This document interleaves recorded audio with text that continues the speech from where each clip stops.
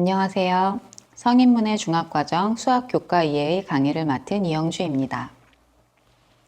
성인문해 교과서 중학과정 수학에 대해 알아볼 텐데요. 개정 교과서의 특징은 무엇이고 무엇을 어떻게 가르쳐야 할지 지금부터 저와 함께 알아보겠습니다. 이 강의는 4개의 순서로 나누어집니다. 수학교과의 개정상의 특징 및 개정사항, 단원의 구성, 주요 내용, 교수학습 방법을 함께 알아보겠습니다.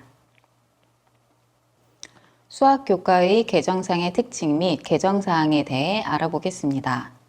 먼저 특징에 대해 알아볼까요?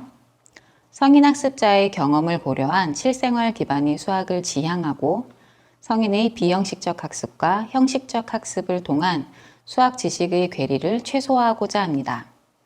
또한 수학적 연결을 통한 성인 삶의 질 향상을 도모합니다. 그렇게 함으로써 일상생활에 필요한 수학의 기본적인 개념, 원리, 법칙을 이해하고 이 기본 개념을 일상생활의 구체적인 상황과 관련지어 이해합니다. 또한 실생활에서 접하는 여러 가지 사물과 현상을 수학적으로 해석하는 안목을 기릅니다. 수학교과의 개정사항은 성인문해 중등교육과정 지침을 개발해 현 시대의 성인학습자를 고려했다는 것입니다. 또한 학습자의 수학 개념 이해 정도를 고려하여 단원을 재구성하였습니다. 다음은 단원의 구성에 대해 알아보겠습니다. 단원은 1단계, 2단계, 3단계로 이루어지는데요. 쇼핑과 외식, 교통통신 여행, 가정생활, 레크레이션, 미디어, 금융보험 임금과 같은 실생활에서 접할 수 있는 수학과 관련된 상황을 다룹니다. 먼저 단원의 1단계를 살펴보면 개정 전의 혼합계산 1, 2, 3 부분은 혼합계산으로 개정되었고 개정 전의 정수, 교환결합 법칙과 붕대 법칙은 정수와 연산 법칙으로 개정되었다는 걸 알 수 있습니다. 다음은 2단계입니다. 평면 도형의 관찰, 평면 도형의 넓이는 평면 도형의 관찰과 넓이로 개정되었고 비의 계산은 비례식으로 1차 방정식의 개념은 방정식으로 개정되었습니다. 다음은 3단계입니다. 개정된 내용을 살펴보면 대응과 함수는 규칙과 함수로 도형의 이동, 도형의 닮음은 도형의 합동과 대칭으로 입체 도형의 부피와 들이는 입체 도형의 들이로 개정되었습니다. 또한 여러 가지 진법은 진법과 생활 속의 단위로 1차 방정식의 활용, 그리고 연립 1차 방정식의 개념은 방정식의 활용, 연립 방정식의 개념으로 마지막으로 확률, 실생활에서의 확률은 확률로 개정되었습니다. 다음은 주요 내용이죠. 단원별 학습 내용 및 구성 체계에 대해 알아보겠습니다. 각 단원은 생각 열기, 학습하기, 생활 속 수학으로 구성되어 있고 마지막으로 창의적 체험 활동으로 학습자 스스로 원리나 법칙을 발견할 수 있도록 유도하는데요. 먼저 1단계입니다. 덧셈과 뺄셈, 나눗셈, 혼합계산, 시간계산법, 어림하기로 구성되며 실생활에서 쓰이는 수학을 기초부터 가르칩니다. 이어서 분수와 소수, 최대 공약수와 최소 공배수, 정수와 연산 법칙으로 구성되어 있습니다.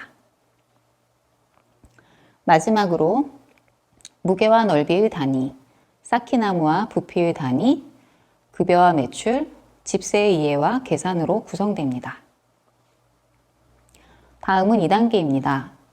먼저 평면 도형의 관찰과 넓이, 입체 도형의 관찰, 유리수의 곱셈과 나눗셈, 비와 비율, 비례식, 여러 가지 통계 그래프, 비율 그래프, 문자를 이용한 식 표현하기, 방정식,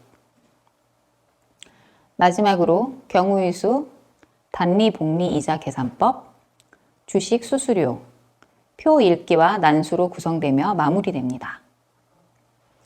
다음은 3단계입니다. 도형의 합동과 대칭, 입체 도형의 들이, 축소와 확대, 규칙과 함수, 진법과 생활 속의 단위. 이어서 수와 집합, 확률, 통화량 계산, 방정식의 활용, 연립 방정식의 개념. 마지막으로 부등식, 대표값, 의료 명세표, 불이백과 할부금, 납부액과 보험금으로 구성됩니다. 보신 것처럼 성인학습자의 구체적인 경험과 실생활에서 출발해 수학적 개념, 원리, 법칙을 이해하고 생활 주변의 현상 등을 수학적으로 해석하며 다양한 문제를 해결할 수 있도록 합니다. 그렇게 함으로써 수학의 필요성과 실용성을 인식하고 수학학습의 즐거움을 느끼며 수학에 대한 긍정적인 태도를 갖게 합니다. 이번엔 성인문해 중학과정 수학교과에서 활용될 교수학습 방법을 소개하겠습니다. 브레인스토밍, 강의식 수업, 실습, 거꾸로 수업, 프로젝트 학습, 토의식 수업, 협동학습 등 이렇게 다양한 수업 방법이 있는데요. 하나씩 살펴보겠습니다. 브레인스토밍은 어떤 주제에 대해 확산적 사고를 유도하기 위한 기법이며, 강의식 수업은 가장 흔히 쓰이는 수업 방식 중 하나로 말로 정보, 아이디어, 사실, 개념 등을 제공하는 수업 방법입니다. 실습은 이론 수업을 통해 얻은 지식이나 이론을 실제로 증명해 보이거나 몸에 익히도록 함으로써 학습자의 자기주도적 학습 능력과 문제 해결 능력을 향상시키는 데 매우 효과적인 방법입니다. 거꾸로 수업이란 학습자들의 사전에 제공된 동영상 등의 보조 자료를 스스로 학습하고 수업 시간에는 사전 학습을 바탕으로 토론이나 과제풀이 등 심화 학습을 수행합니다. 프로젝트 학습은 실제 문제나 과제를 해결하기 위해 학생들의 협동적인 작업으로 진행하는 프로젝트를 통해서 이루어지는 학습 활동을 말합니다. 토의식 수업은 어떤 주제에 대해 교수자와 학습자 또는 학습자들 간의 의견을 상호 교환하는 수업 방법입니다. 협동학습은 학습 능력이 각기 다른 학습자들이 한 공동체의 일원으로 동일한 학습 목표를 향해서 소집단 내에서 함께 활동하는 수업 방법을 말합니다. 그럼 어떻게 이런 학습 방법을 수업에 적용할 수 있는지 살펴보겠습니다. 교과서의 구성 순서에 맞게 생각 열기, 학습하기, 생활 속 수학, 창의적 체험활동 순으로 살펴보겠습니다. 자, 교과서에는 생각 열기 부분인데요. 내용을 함께 살펴볼게요. 제주도 여행을 갔습니다. 친구 4명이 똑같이 돈을 모아서 20만 원짜리 갈치 한 상자를 사기로 했습니다. 한 명이 내야 하는 금액은 얼마인지 생각해 봅시다. 이 부분에서 교사는 토의식 수업과 브레인스토밍으로 수업을 진행할 수 있습니다. 먼저 토의식 수업은 어떤 주제에 대하여 의견을 상호 교환하는 방법이라고 했었죠. 그래서 다음과 같은 교사의 질문으로 시작합니다. 다음 문제에서 갈치 한 상자를 4명이 함께 사려고 하네요. 4명이 함께 살 때 보통 어떻게 하시죠? 한번 이야기해 볼까요? 혹은 그럼 똑같이 나누어야 하는 상황에서는 무엇이 필요할까요? 라는 질문이면 되겠습니다. 다음은 브레인스토밍 수업 방법입니다. 이 방법은 어떤 주제에 대한 확산적 사고를 유도하기 위한 기법인데요.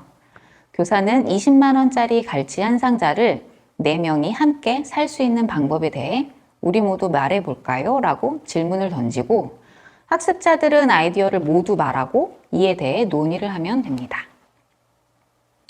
다음은 학습하기 부분으로 예시를 들어보겠습니다. 먼저 강의식 수업으로 이끌어 갑니다.